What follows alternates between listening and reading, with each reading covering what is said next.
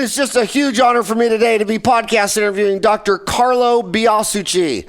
He is a practicing dentist, and let me see if I can get this right. Sault Ste. Marie, Ontario, Canada, which is a sister city on the U.S.-Canadian border with Sault Ste. Marie, Michigan, correct? You got it. And most notably has tripled his practice in 3 years to a value of $8.2 million. But even more interestingly, has done this while reducing his time in the practice every year. The practice has 9 dentists, 30 staff members, and sees over 175 new patients each month consistently for 3 years. Presently, he's treating patients between 5 and 7 days each month. He has removed dependence on him and shifted the running of the practice to his team, all while increasing the income from practice. Now, this wasn't a straight line. Dr. Carlo suffered an injury in late 2012 that nearly ended his life, and as his doctors told him, would end his career in dentistry. After 6 months out of practice and getting back on the right side of things, he began his journey in quest for knowledge that allowed him to grow a very frustrating $2 million practice into a practice valued at $8 million in just 3 years. He documented every step, tested, and turned it into a complete system that the practice runs on, and also has taken this model into the practice of dentists across North America under the banner of Elite Practice. And that website is theelitepractice.com, a complete practice growth partner. Today's interview will, I think, suggest new possibilities for you, your success, your family, and your future. Man, thank you so much for coming on the show. Before I ask your first question, I want to tell you, when I moved out here in 1987, there was like a 80-year-old German lady, and she escaped Nazism, and she came over here before Adolf ruined everything. And when she got here, the Americans didn't recognize her license. And I understand, because America's the home of, Ford and Chrysler, and Germans are known for, Mercedes and Porsche and Audi. So, of course, they couldn't accept their dental license. And she was so sad, and she didn't have the money or time to go back to dental school to get an American license. And she went and got a lawyer, and the lawyer said, well, you know what? You can't practice dentistry, but what's cool is you can own a dental practice. So that forced her to just work on the business instead of working in the business, just drilling, filling, billing 40 hours a week for 40 years. And by the time I hooked up with her, she had 4 offices in Phoenix, north, south, east, west. Each one was doing $2.5 million. She was doing $10 million. And she told me that the worst thing that ever happened to her professionally turned out to be a blessing in disguise. And now here you had the same fate. Where tell us about your injury that almost cost you your life, and then the make lemon out of lemonades forced you that now you can only work on the business instead of in the business. What happened to you? What was your injury? Yeah, that story is very interesting. So for myself, my wife and I were on vacation. Actually, we went scuba diving. We love to do this. At least a couple times a quarter, we'd get out somewhere in the Caribbean. And we were on our first dive of the week, and that was the end of it. We had a normal dive profile. Everything was normal. But when we came up, I was a little lightheaded, but we got back to our condo in Grand Cayman, and she tells me, I don't remember it. I sat on the couch and stared at the wall for about 2 hours, and I thought, well, okay, it's not too bad. When I went to bed and I woke up and my body was numb. So I got myself to the hospital, and I spent the rest of the week there. Not the worst place in the Caribbean to end up in the hospital. They do a nice job. The doctors are great. But the first guy I talked to said, you're like this close. It's a coin toss. You're right in the razor's edge of it. You could have killed you underwater, or you could be where you are right now, which is, looks like severe concussion kind of range in terms of how this is going to play out for you, but we don't know. We'll just see what happens. So I spent the entire week in and out of the hyperbaric chamber, which is rather boring. And then back in Toronto, when we finally got back to Canada a week later, I did the same thing for about 6 weeks on and off. I actually 6 weeks straight, twice a day in a hyperbaric chamber. And, as you mentioned with the German lady, it's, at the time when you're going through that, it seems like, my God, like this is crazy. I had no, it's like if you break your leg, 6-8 weeks I'll be back in the game. This was 6-8 weeks in, and I had no prospect of returning to practice. And the doctors were telling me, well, you may have to look at something else. And for me at that time, it was not really a great option. I mean, I was only 6-7 years into practice. We had just built a brand new practice. We were just, getting ready to make a run. And that was the time when I just basically, I stood back and I said, just use this as an opportunity and reevaluate, because I wasn't really happy with that $2.4 million practice, as you mentioned, when that point where it's just conventionally successful by anyone's standards. I found it incredibly frustrating. I hated it. I was just running, morning to night, all kinds of hours, and just doing everything I could to grow the business. But it was frustrating. I couldn't run any faster on that treadmill to get any more progress. And so, taking that forced step back is what allowed me to just get that perspective that you just don't get any other way, and that set me on a totally different path.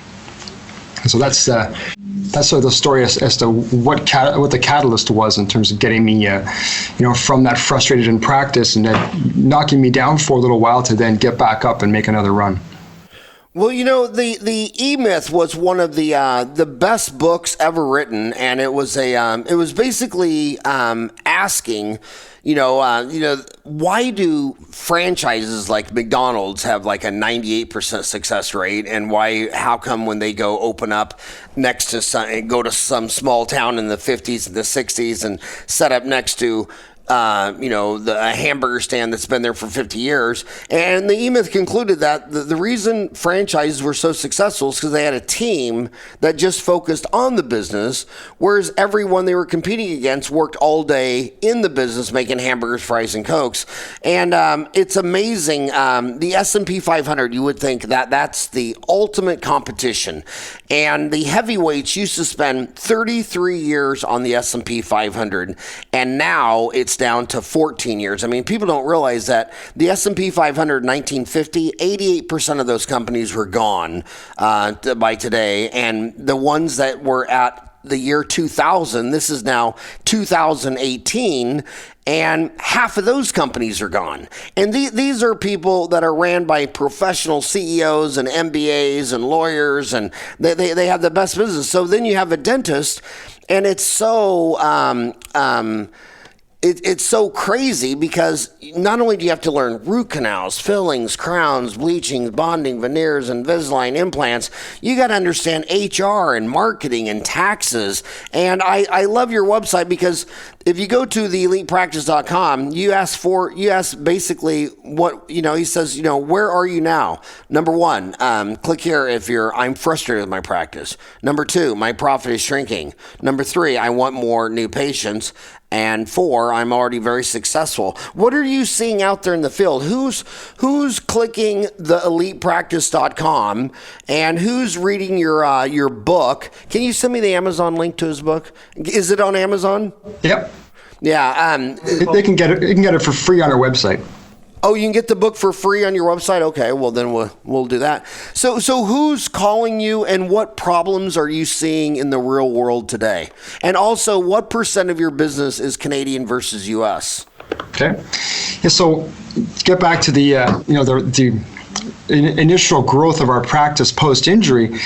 When I was off, the number one thing that I discovered is I had no idea about business. And we know this. I mean, we know that we're not well trained coming out of dental school, but I didn't realize how big the gap was. So I spent all of that time off, which is, in total is about 6 months, just studying everything that the best businesses out there do, as you alluded to McDonald's and such. Learning about systems, leadership, all the things that you actually need in order to grow a practice. So who's calling us is, we're seeing newer dentists who want to buy a practice and are looking at this as, I don't want to bite off something more than I can chew, and really just have no idea what it looks like, because they understand the dental school side of it, that initial introduction as an associate. But even with my own associates, they come to our office, and within a few months they feel like this doesn't look that hard. And then I say, okay, well, let's look under the hood now. And it's like, wow, okay, that's what it takes. So new dentists who wants to own a practice, and there are many, who want to get into that game. So what exactly should I be doing in terms of leadership systems, training, marketing? How do I compete in the marketplace?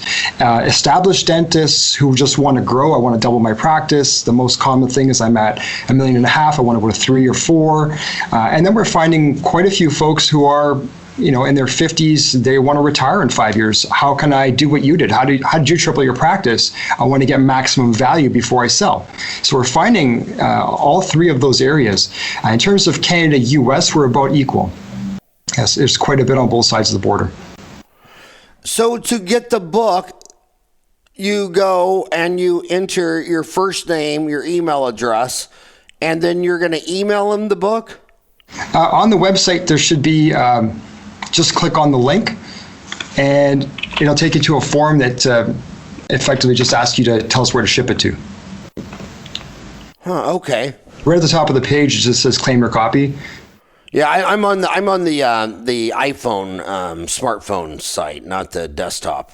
Okay, yeah, just click on your claim your copy, and then the next page, if you click on claim my free copy, it'll just get you to input some information, first name, last name, and then your shipping info, and that should get you a book in your hands within a week or so. So what do you mean when you talk about the mindset shift from new dentist to conventionally successful to self-operating practice? Yeah, good question. So new dentist, it's all about, I want to make some money, I want to pay off my debt, I want to, grow a practice, really have no idea where we're going. We wanted to get, when I was in that position, I just wanted to get to what I thought was conventionally successful, which is what I saw as a kid looking at my dentist and looking out at, laterally at the time.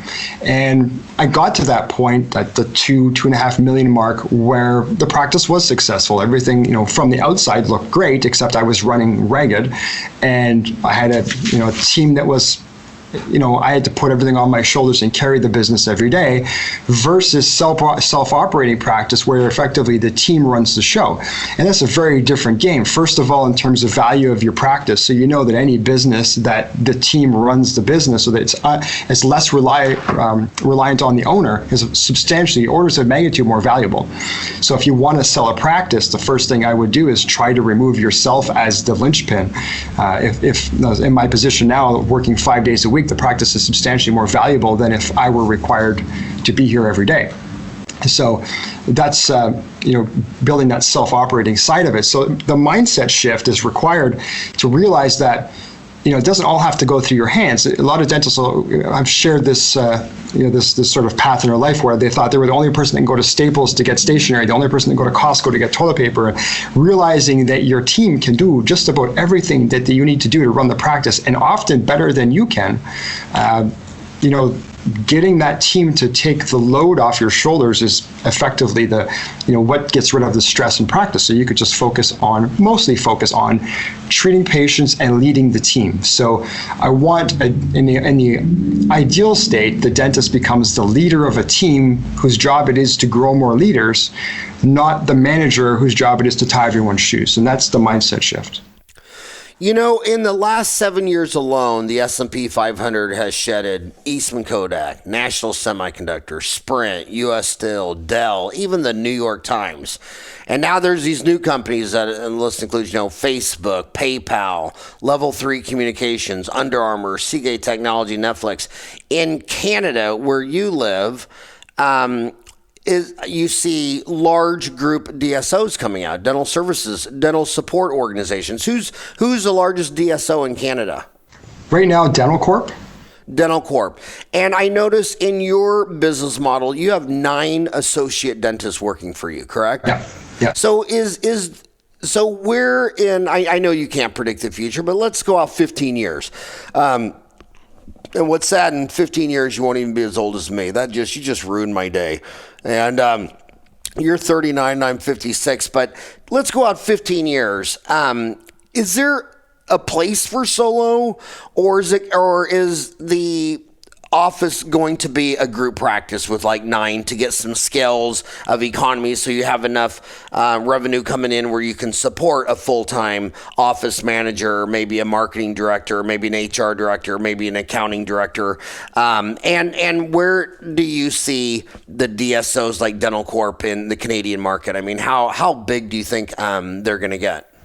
And so right now, I think they're at about 6-7% of the Canadian market, which is less than the U.S. market, I know, substantially. But they are making headway. I think Dental Corp announced maybe 6-8 months ago $1 billion in financing. One of the other corps has done similar in terms of financing. So they've got tons of backing. And the cool thing is to see these guys are in hardcore acquisition mode, and they're just buying up everything. But what they're not doing is actually taking each of those businesses, each of those practices that they're buying and making them to be any better than they are. So what you've got is a ton of room for practices like this size. We've got a few dentists together. I mean, solo, yes, I think solo still competes. I don't think solo is going away. It's just going to be harder. The group practice is going to have an easier time from economies of scale, from being able to cover market hours, to be able to offer more services under one roof, have that ability to have a significant marketing presence. But I don't think that it's a requirement. The DSOs, the management organizations, they're not going to be able to produce the same experience that can be produced with a lead dentist who's fully engaged, who's financially motivated to run the best business that he can or she can, from a service level, from a relationship level, all those things that matter on retention and referrals, they can't duplicate it at the same level. I mean, yes, they have great management teams, they have excellent leadership, they have a lot of pieces in play, but when it comes down to the practice, I don't see that translating. I mean, everybody can tell you that there's a lot of their patients come from the DSO practice across the road because of relationship experiences and such. So there's a lot of room if the dentist gets the experience right and the relationships right. And is the DSO Dental Corp, are they publicly traded? No. Isn't that the ultimate red flag? I mean, why is it? I mean, you say they're getting a line of credit, so they're going and buying up all these practices, and I get that. I mean, the U.S. stock market. I mean, we're sitting here right now at after Thanksgiving, so we're at November 26th, and the stock market has literally been flat for the entire year, so there's no gains.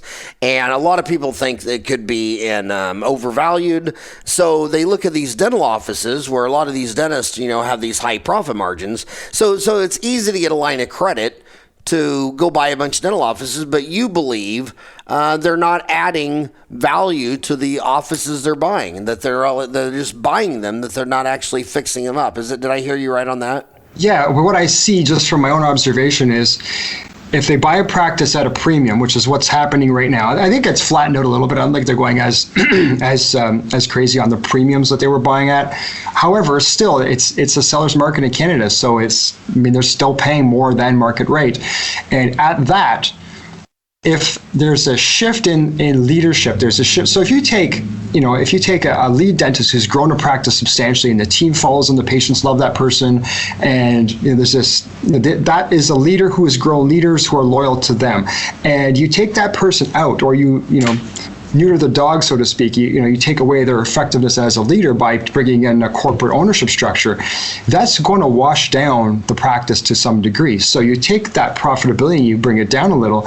I don't see that. I think that's probably one of the reasons why they're not publicly traded. I mean, you're buying a $3 or $4 million practice, but you're adding that much in debt and the growth isn't there. So I don't think that's attractive from an investor's perspective. Absolutely. But by the time they're doing $100 million in sales or revenue, they have $100 million of debt. I mean, you're from Canada. My favorite shark on Shark Tank is Mr. Wonderful. He's bald. He's beautiful. He's Canadian. I mean, you couldn't get any of these DSOs past Mr. Wonderful. He'd want to loan you $1 million, and he'd expect you to build a dental office or buy a dental office and then pay his $1 million back while the sales goes from $1 million to $2 million, and it grows in profit to $4 million to $8 million and $10 million. But that's not what you'd be saying to Mr. Wonderful. You'd say, well, I want to borrow $1 million to buy this office. Okay, then what? Well, I want to come back next week, borrow another $1 million, buy another $1 million. And we're going to do this, and 100 weeks from now, we're going to have 100 offices doing $100 million a year, and we're going to be $100 million in debt. Mr. Wonderful would only say one thing. What would he say? What would he say? Where's the cash flow in this deal? No, he'd say, you are dead to me. You are dead to me. Get out of here. I mean, it wouldn't fly on Shark Tank, and nobody in NASDAQ has touched any of these things, yet you can get something completely useless and insane like Snapchat to go public. I mean, how does society need Snapchat?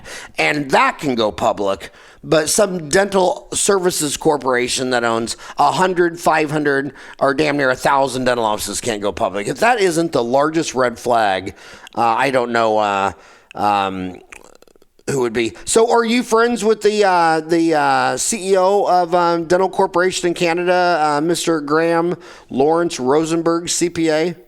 I don't know him, no. Any the dentists like Dr. Andrew Melke. I'd love to get these guys on the show. And by the way, I want you guys to come on the show. I got an MBA. I love business. I mean, I'm not throwing anybody under a bus. I love DSOs because they provide jobs for all the graduates. And I have to tell you, as a dentist who's had associates who owns Today's Dental for 31 years, I don't want to hire a new grad. I mean, my God, they come out of school. It takes them an hour to do a MOD composite and the warranty redo rates. I mean, the last thing you want is some kid out of school to come in your practice. I mean, I've had this before where they come in and the first year they place 10 implants, and then over the next 5 years, I have to pay or have them redone, so nobody wants these new grads, and they have to just get out and learn. Like if you join a football team, you need to learn how to block and tackle and pass and receive. And when you come out of school, you need to learn how to do a filling and a crown, and it just takes a couple of years. Now you have 9 associates. Do you hire new grads? We do, actually. I almost prefer new grads because I can get past the bad habits immediately. And we've got a training process whereby within 90 days, I can get them competent and I can get them really productive. So that's part of, that, again, everything that we talk about on the elite practice side in our programs is stuff that was built out of our practice. So, I need to get new grads. Where I live in Sault Ste. Marie, we're not exactly, this is a town of 70,000 people. The closest town of this size is 300 kilometers in any direction. So we're an isolated area. To get a experienced dentist up here is tough. New grads, I can get them, and I can keep them for 2 to 3 years max. So I got to get them here, I got to train them quick, and I got to get them productive, and I don't want to get stuck holding the bag when they leave. So we have an intensive process where we train them and get them up to speed fairly quickly. And, some of that's mentoring, some of that's over the shoulder. There's a whole process that we've built around it. But that's, as I said, these systems and processes are what we've turned into what we call the elite practice now. It's born out of how we did this. Well, you said, so you're in a town of 70,000 people. Yeah. And you said you're 300 kilometers away from what big town? Well, the next nearest town to us, heading towards Toronto, is called Sudbury. 100 and some thousand, but it's another small town. And how far? You remember, you're talking to a lot of Americans. We only use metric when they're buying drugs and grams of heroin and cocaine. They never use it for 300 kilometers. What would that be? About 100 miles? 120, 130 miles. Yeah. 120 miles. Now I want to stop there. Do demographics matter? Do you think you're having more success because you're in that town of 70,000 and the closest town of about the same size, over 120 miles away, versus do you think you could have pulled this off in downtown Toronto? Yeah, definitely a different demographic between here and there, but we do have about 45 dentists in this town. So that does, there is competition, no question. But what's different between here and Toronto? So Toronto, you're like right in the downtown core, which that would be a tough start. What I'm hearing from dental suppliers is a new start downtown Toronto is a year to 2 years for a paycheck. So I wouldn't be trying to start there where you're one dentist to 500,000 people maximum. Maybe 800 is probably the reasonable number there. Here we're probably double that. But the difference is here in this kind of community, you're not getting great insurance plans. You're not getting high dental IQ, will pay my bills kind of patient. You're getting blue collar, some government services, government plans like a Medicaid equivalent, that sort of thing. So it's, you may have more patients, but you've got to churn more work in order to get the same buck at the end of the day. So I don't think it's a significant advantage. Well, Henry Ford was the one, a lot of people don't remember the story, but when he started his car company, there were 86 car companies, but they were all making high-end luxury cars for rich millionaires, billionaires, kings and queens. And he said, if you focus on the rich classes, you will be poor and eat with the masses. And if you focus on the masses, you'll be so rich you'll eat with the classes. And he made a car for the working man. I mean, look at America in the airline industry. The number one airline is Southwest Airlines. They fly 27% of all seat miles. The biggest beast are for the middle class. Walmart, Costco. I mean, look at wine. Mr. Wonderful. I'll throw a dig at Mr. Wonderful, even though he's bald and beautiful. He's a big wine connoisseur. But who sells the most wine in the entire world is Costco. And they don't care about Mr. Wonderful's $100, 1,000 bottle. They don't care anything about that. Look at Budweiser. Their current commercial, it's a diss on kings and queens being all elitist. And they said, send them to the wine cellar. This beer's for the many, not for the few and the elite. So all the big money in the world is B2C products for the middle class. So if you want to set up a dental office, that's why when you come to Arizona, which, by the way, my town is 10% Canadians. I don't know if you know that or not. 10% of all the houses in Phoenix are owned by Canadians. They love this place. And now it's November 26th, so you can spot a Canadian at least a block away. You know why? Because yeah, it's flipping freezing out this morning. It's 59 degrees. I have sweats, a jacket, I'm in a hat. When I got in my car, I turn on my car seat. And when you see someone walking down and they're in shorts and flip-flops, you think, damn Canadians. They don't even know that 59 is freezing. But anyway, but you go to Scottsdale, where everybody thinks all the money is. And there's a dentist on every corner, and they're all trying to do lifestyles of the rich and famous.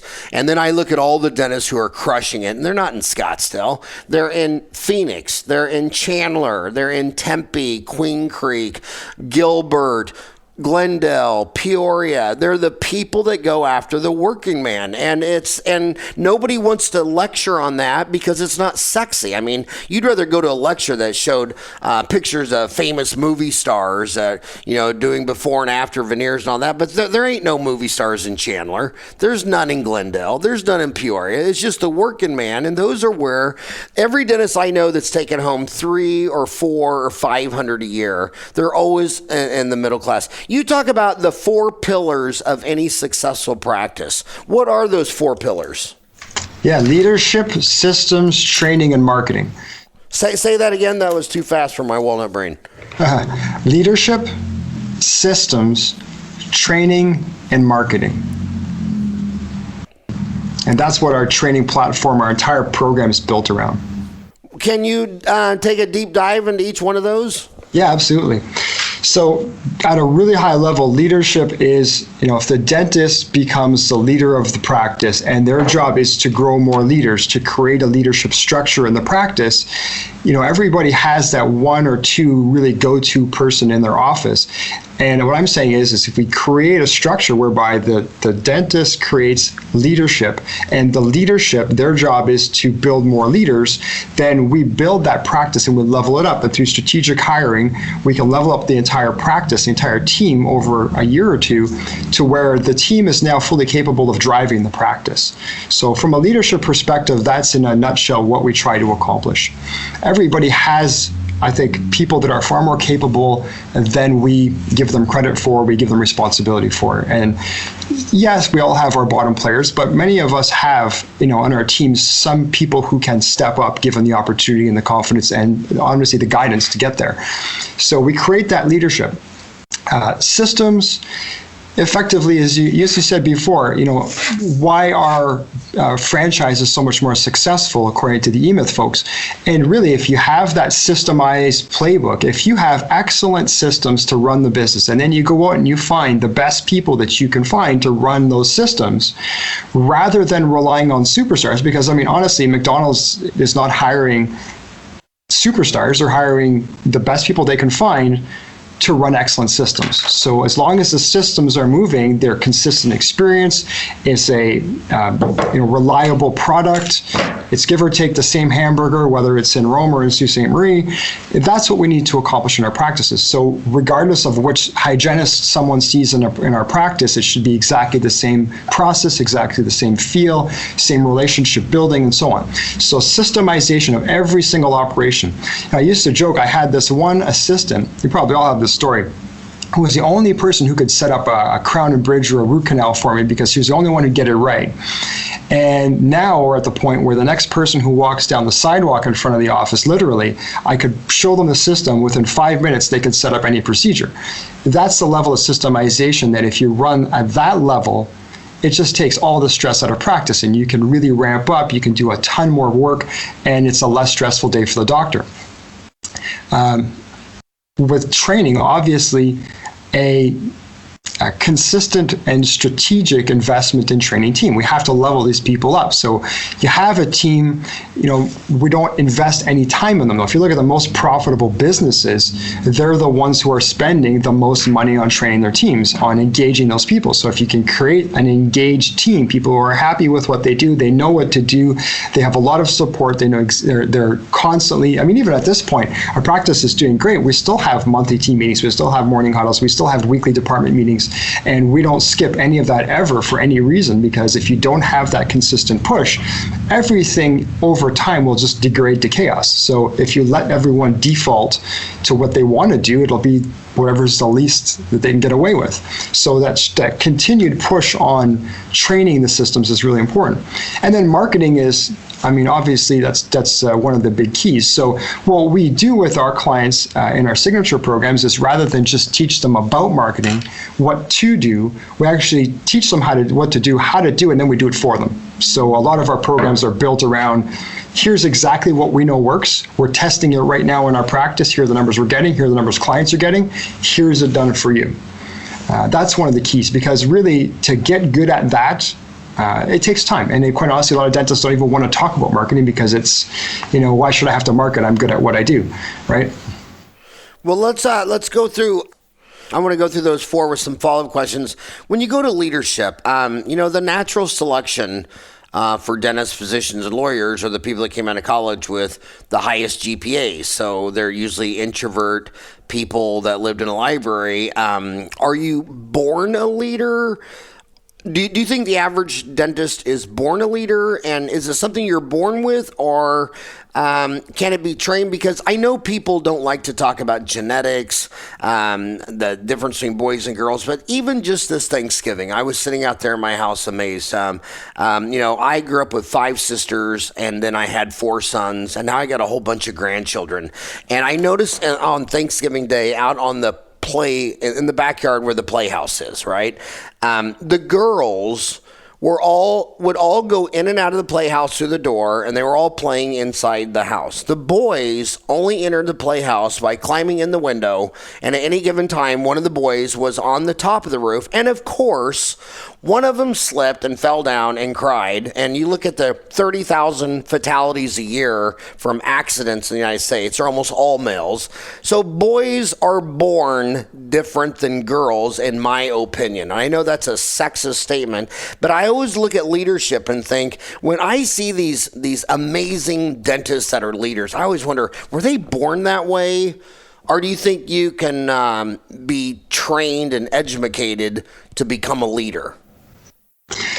Yeah, I think, maybe if there's a genetic factor, it's a jump start at best. But absolutely, to go way back for me, I was literally the shyest kid ever growing up. I mean, in fact, I cried the entire first day of school, the entire day. Okay, and there are a lot of people in this town that still talk about that. Okay, so and I was not the person who was going to get up in front of a room of people and talk about anything. I mean, that was the last thing I would have done. So, but over time, out of necessity, if you want to become a dentist, you have to come out of your shell to some degree. But then when you really decide you want to grow, there's no option. So there are two things, I think. One is, self-study, self-awareness. You get better at it by watching things like this podcast or reading books and such, and you could develop that way. The other, and the fastest, I think, is just getting in situations, getting around other people who are where you want to be, and your leadership ability will just fly. So if a dentist or any business owner wants to take their business from $1 million to $5 million, go hang around people who have $5 to $10 million businesses or $100 million businesses outside of dentistry. So circle of influence and your own drive to get better at it. Even at the point where, pre-accident me, not a good leader. Post, that's all I studied. So I put a ton of intentional effort around it. And that's one of the things I put most of my energy went into. How do I lead my team at the highest level? How can I get people to want to do what I need them to do for more than the paycheck and so on, right? So you study all these things and you spend hundreds and hundreds of hours watching videos, reading books and so on, and then getting into rooms or getting around mentors who are where you want to be and substantially more so. So your circle of influence plays a big role in that too, I think. Yeah, success leaves clues, and you're a summary of the 5 people you spend the most time with. And so many dentists are stuck in their 5 best buddies from dental school who all hate dentistry and they just want to drink and they want to. There's even a thread on Dental Town there. I want to retire like now. It's like, so you want to hang out with a bunch of people that hate dentistry so much they just want to retire now? Why don't you go hang out with 5 dentists who are better than you at implants or business or marketing or whatever? And so when you talk, I loved your quote. I loved it. It's profound that McDonald's systems are so good. They don't have to spend $20, $30 an hour on brilliant people that can operate through chaos. Their systems are so good. They just need normal people and a normal, regular minimum wage person. So when you're looking at systems, I want to nail down on specifics. Like, what software do you recommend for a management information system, or is that not a big part of your systems? Not a big part of it. Whatever dental practice software a person is using is fine. We don't do much in terms of actual systemization that way, not through software. We do have, so from from tracking marketing, we have custom software built out that we use for phone tracking in terms of close rates and that sort of thing. We have another system built out for case presentation follow-up. But in terms of an overall practice system, I don't use anything like that. What we recommend are... But what software do you use in your office? We're just using Dentrix as a management system, and that's okay, all. So if some kid just walked out of dental school in the U.S. or Canada and said, what practice management software do you recommend? What would you recommend? I've only ever worked with Dentrix since I graduated, so that's... And they're the market leader, hands down. Now, I think that what you next said, you have your own software. I mean, the most... When you study small business, the most important job is who answers the phone. They call it inbound sales. And who calls customers. That's outbound sales. That's the big dog. That's the man that comes to work dressed like you in a white shirt and tie. That's the highest paid people. The guys in the back making the sheet welding, those guys are wearing overalls, come with the lunch pail, and they're the $20 an hour employees. And in dentistry, it's completely reversed. The guy back there, instead of the overalls, lunch pail, that's the high paid, glorious prima donna doctor. And then the person answering the phone, there's no training, there's no phone tracking, there's no close. You ask any dentist in North America, from Mexico to Montreal, and you say, how many inbound calls did you have last month? No idea. How many of those inbound calls went to a scheduled appointment? No idea. Of those scheduled appointments, how many fillings? We're not talking about bleaching, bonding, veneers, and all that crap. We're talking about decay, fillings. How many did you diagnose? How many were closed? They don't know any of that stuff. Talk about the importance of the fact that no dentist on earth wants to hear that the lady answering the phone is more important to the disease missing and filled teeth rate of their community than glorious doctor drilling, filling, and billing. I mean, she's everything, and there's no systems, no money. I mean, talk about that. Am I right or am I wrong? In any other business, the highest paid person is the Rainmaker. If you can make the phone ring, that's the highest paid job, right? And as you said, in our practices, that's often the seat that changes hands the most. It's the turnover area of the front desk, and that person's supposed to do that while handling 10 other things. It's crazy. If you know, and we do this every time we have a new client join us, and we go through the phone training, which is one of the first things that we do. Every person that joins my practice, it's one of the first things they do. If they're going to go near a phone, they have to be fully trained. And we actually have a full call center with 5 people in it now, focused entirely on outbound and inbound, and they have their exact priorities, their stats, everything we know right down to the letter. What I need them to do is to first realize exactly what their close rate is, because they have no idea. They don't know how many calls they're getting, and they don't know how many they're closing. Most people are hovering around 40 to 50%, which is brutal, because if you're spending $10,000 in marketing, half that's gone out the window. So we can get that close rate up to 90, 95%. It's not that hard. Every office we've been able to get up over 90%. You're almost doubling new patients right there. Those that come through the phone, which is still number one way, even today, that people are calling a dental office or getting in touch with a dental office. Yes, there's some Facebook, yes, there's some other digital, but phone is number one.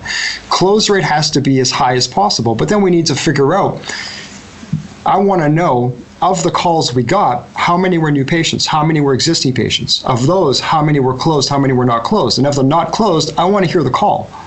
And I want to break that down by team member, because if one of my team members is at a 60% close rate, everyone else is at a 90%, the person at 60, we got to yank off the phone and we got to train a bit more. I'm not saying get rid of them. I'm just saying they need some coaching.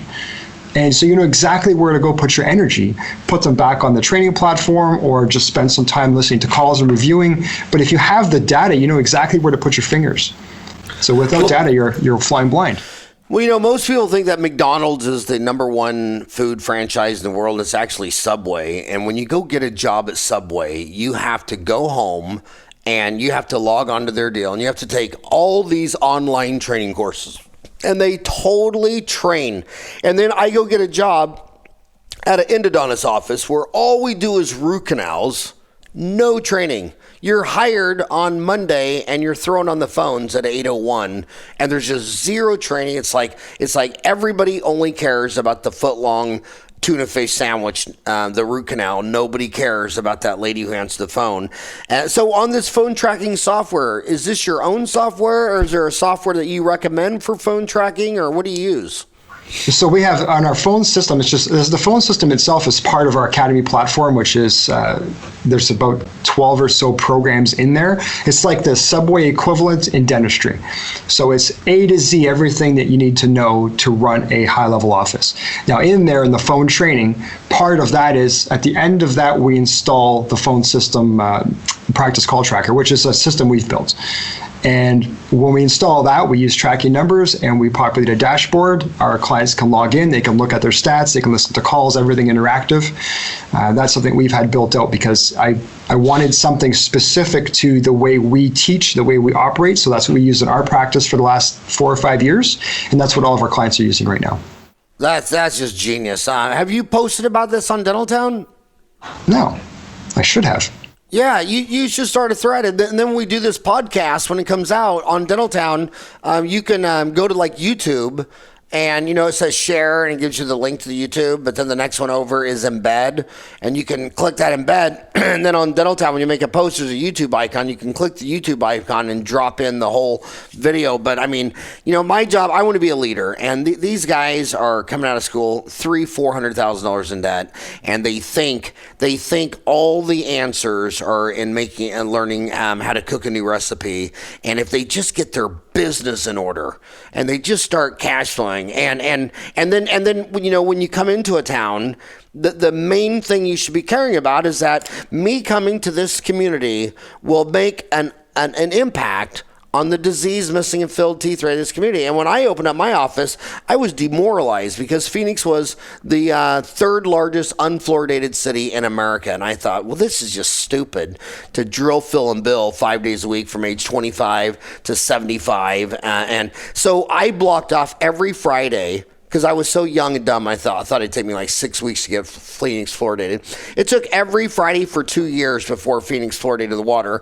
And that was the Arizona State Dental Association gave me the Arizona Award. And it felt so fulfilling because the CDC sent me and Jack Dillenberg, the dean of the dental school, a letter saying that their epidemiological models thought that the fluoridated water in Phoenix would prevent like 800,000 cavities a year. And so now you're a dentist and you go back to Parsons, Kansas, and you want to make an impact, and you don't even know how many people that called actually came in. And you said the conversion rate is 40 to 50%. You can get it to 90%. In America, all I hear is the conversion rate is about a 1 in 3.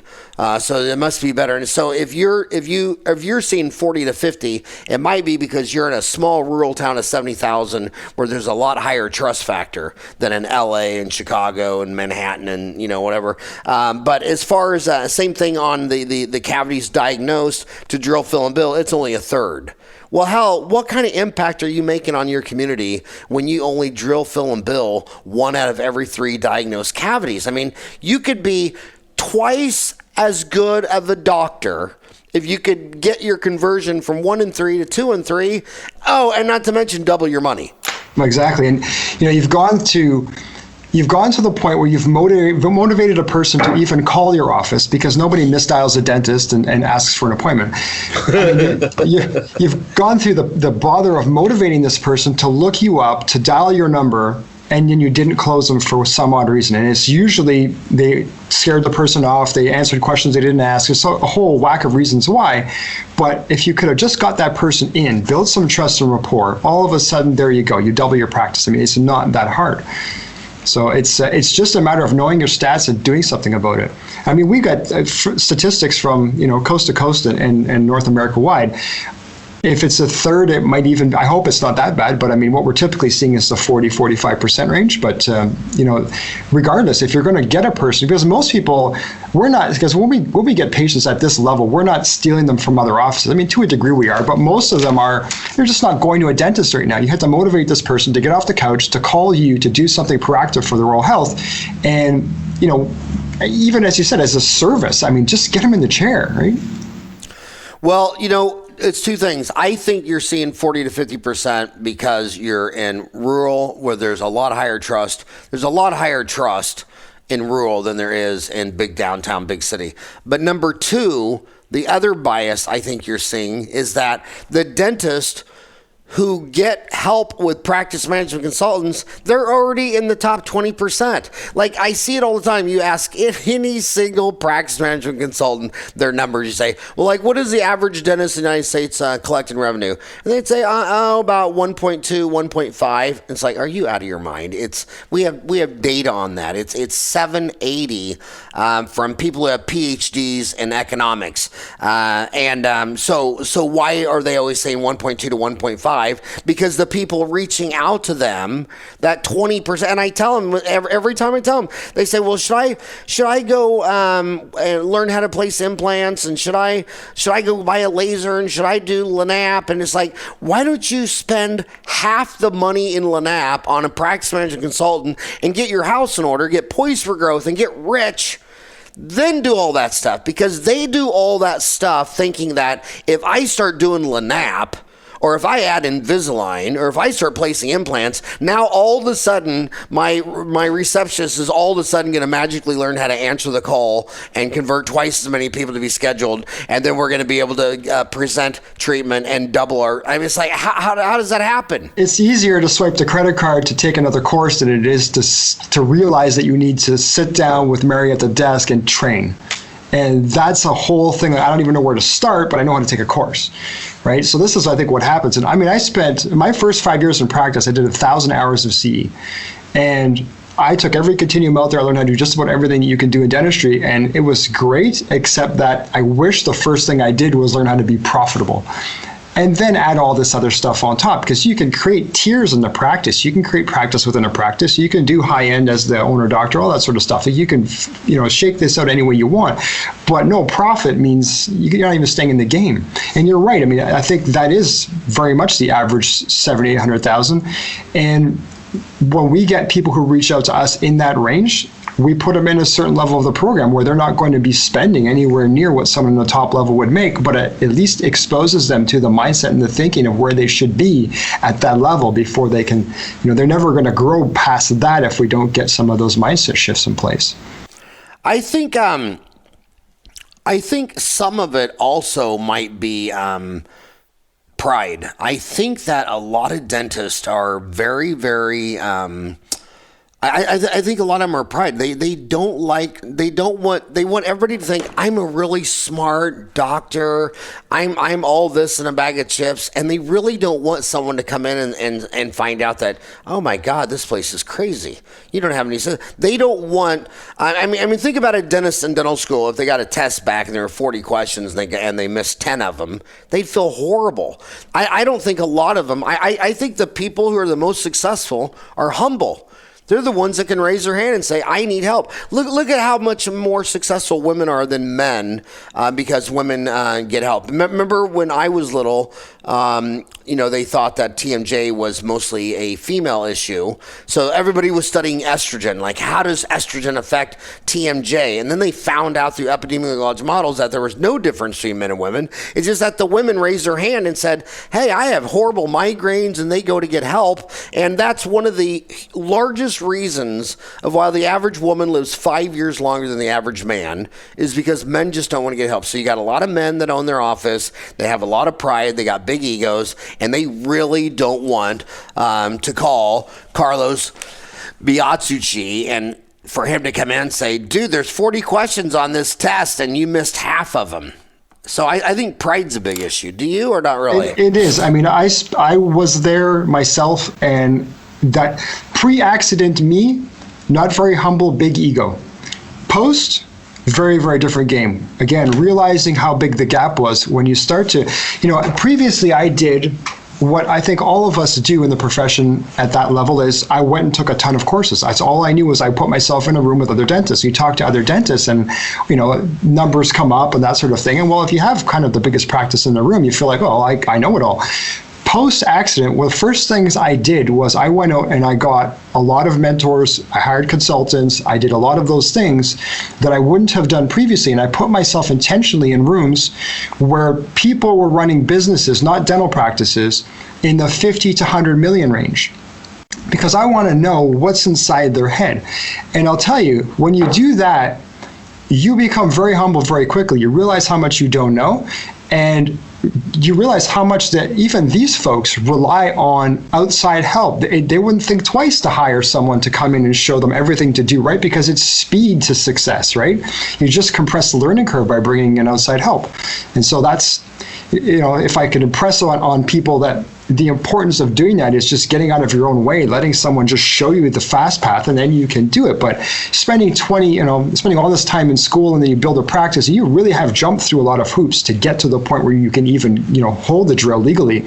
I know what that feels like, and it's like at this point, there's some deserve level when people start, right? And that there's no deserve in business. It doesn't exist, right? You have to earn every day, and that's the end of it. So getting into that space where you realize that it's just much faster and easier if I get some help with this and get 100 on the test next day. It's but we get in our own way. You're exactly right. And that's why I say it's pride and it's not sloth. I mean, the 7 deadly sins are lust, gluttony, greed, sloth, wrath, envy, pride. I mean, you can't become a doctor and have a sloth problem. You're not lazy. You're not dumb. You're not, if you become a doctor, in the United States, a dentist, physician, lawyer, they're all in the top 5% income. And it's that way in almost every country around the world, whether you're a developing nation or a rich in the G20. They're not lazy. They're not dumb. That's why I love my business the most, because all my homies are dentists. They're all readers. They're all smart people. I mean, these threads on Dental Town, you can't post any single case, concept, thought, and some dentist will say something where I'm like, wow, I never even thought of it that way. I mean, they're just so smart. So it's not a dumb issue. It's just a pride issue. And it's a misallocation of resources. I mean, like I say, if you double your conversion rate, you just double the increase your marketing. I've always said the worst business to go into is marketing for new patients for dentists, because you could get an A on what you do, and then they drop every call coming in. So I want to go back to marketing, because what do you mean by, when we're selling the invisible? I mean, I know this is the bottled water. I know what Folgers coffee is. I know what an iPhone is. But when you tell someone they have 4 cavities, they have to trust you. How do you add trusted authority to your marketing? Yeah, so that's probably the most important thing to build. If you don't have that status, then everyone in your community, or everyone around you on your block or whatever, is equal in the patient's eyes. And while our regulatory bodies want us to think that's what they want the public to believe, is a dentist is a dentist is a dentist, I believe, and it's, I mean, obviously, if you can set yourself out as a category of 1, it's just that much easier for you. You start case acceptance before they even call. So one of the things that I've done for several years now, many years, is I'm the only dentist in my market that has written multiple books, 20 some odd free reports. We host webinars, we host seminars, we have all kinds of information pushed out to the public, publish newsletters, all kinds of stuff online. We're very active. We're probably the 10x Facebook following of anybody else around us. And all of that is designed not to say we're better, it's just to put out information about what your practice is, who you are, where you came from, things that our regulators can't say anything about because it's good information. But when a person comes to you for a cosmetic consultation, implant consultation, Invisalign, whatever, and they leave with this box of stuff, your books, your reports, all this information about you, even if they never open the cover, they never read it, and then they go get a second opinion from the person who maybe gives them an Invisalign flyer, there's a huge difference in the patient's eyes as who's the expert here. And that's how we set that up. I don't like coupons, discount marketing, any of that stuff. And none of my ads have free anything or limited time off, whatever. It's always get my free book, request my information kit, all this sort of stuff, right?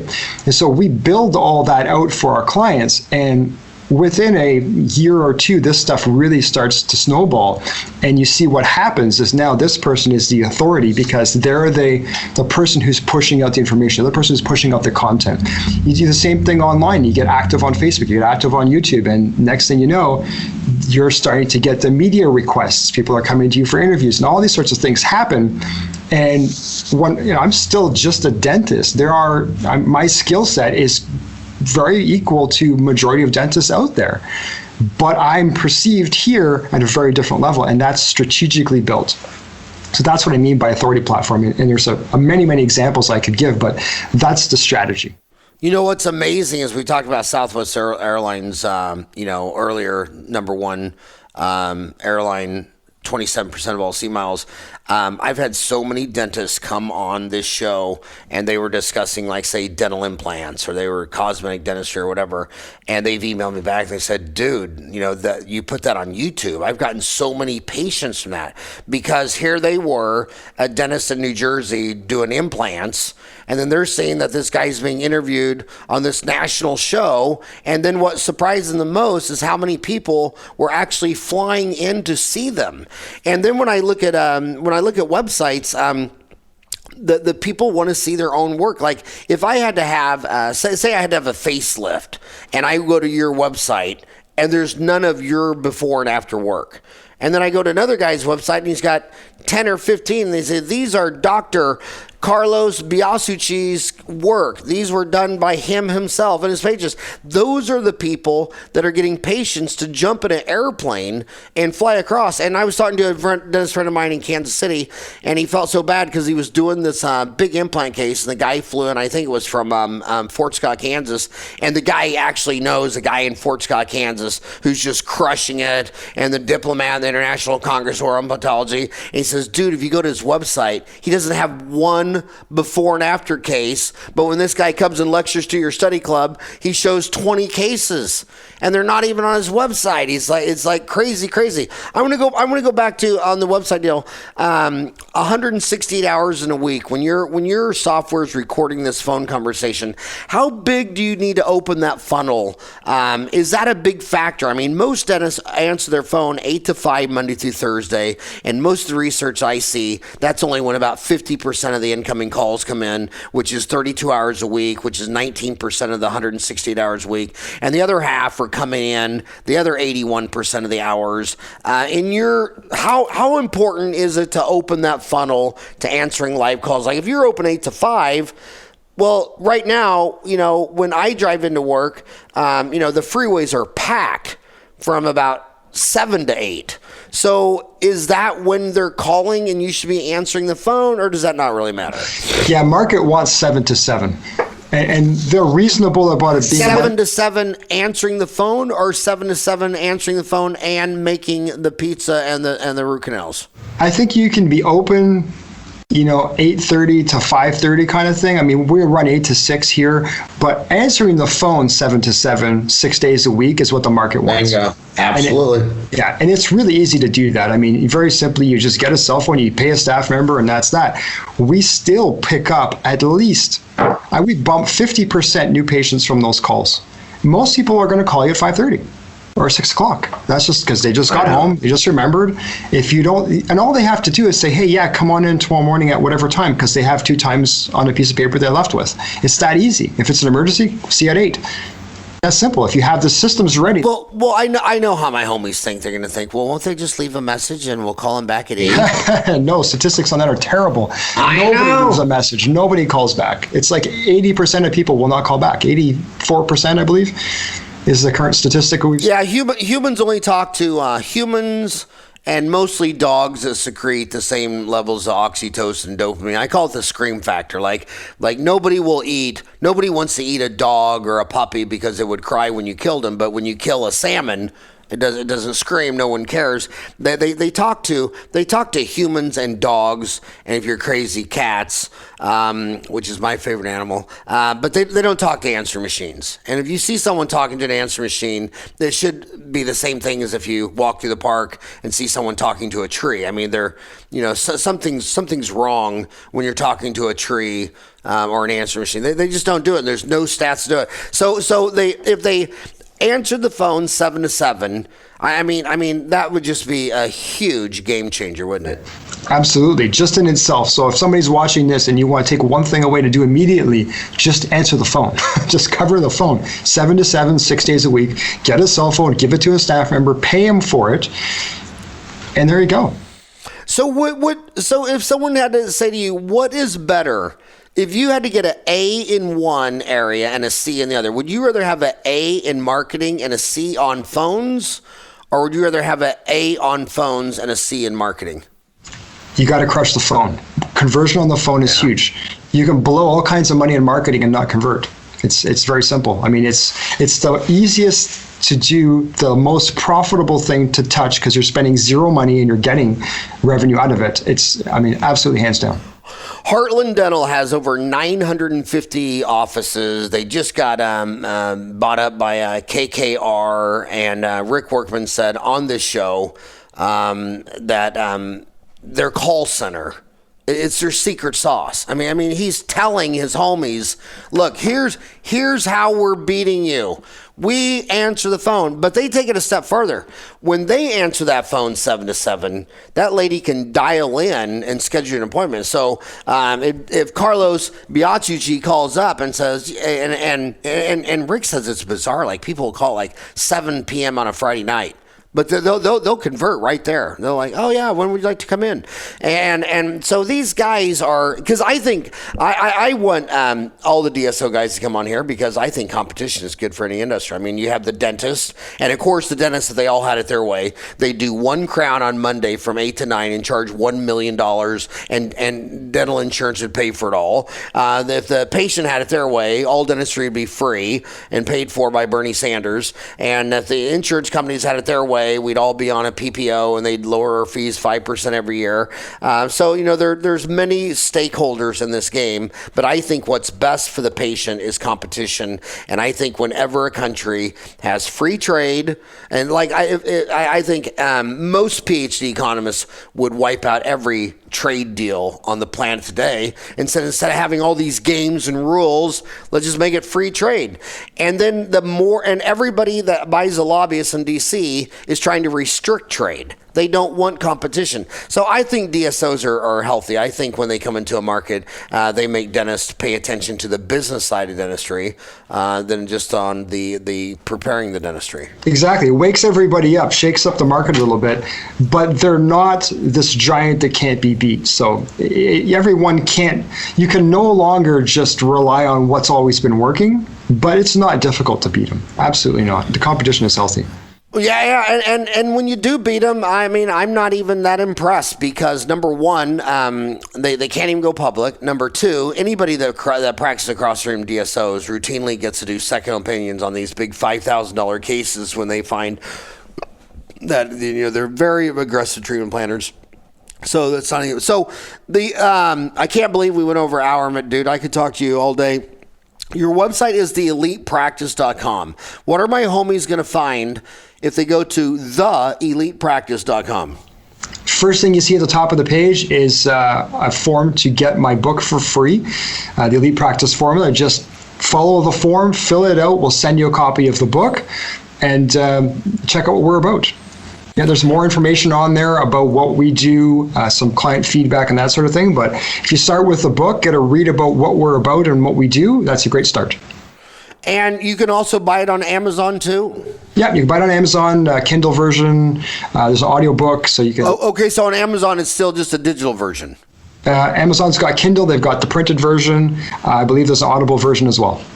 But the free copy on your website, is that a digital version, or you can get an actual book? Yeah, no, the actual printed copy. This guy's coming to you. Nice, because I hate to say this because it's a slam on me, but I'm 56. I want to hold a book, and I've tried to do that digital thing, and I try to do that, but I don't know. I've read 1,000 books, and I just love to sit in my chair, and usually it's on an airplane, and read the book. But hey, I just want to tell you that the only reason this show is a success is because I'm able to get people like you to come on. Thank you so much for spending an hour of your valuable life on my show, talking to my homies. Thank you so much for coming on today. And thank you for having us. Absolute pleasure. And start a thread, and if you're shy on Dental Town, say, I just finished a podcast with Howard, and he told me to talk about this. But again, dude, thank you so much for coming on the show today. I hope you have a rockin' hot day. Awesome. Thank you. You too. Appreciate it. All right. Bye-bye.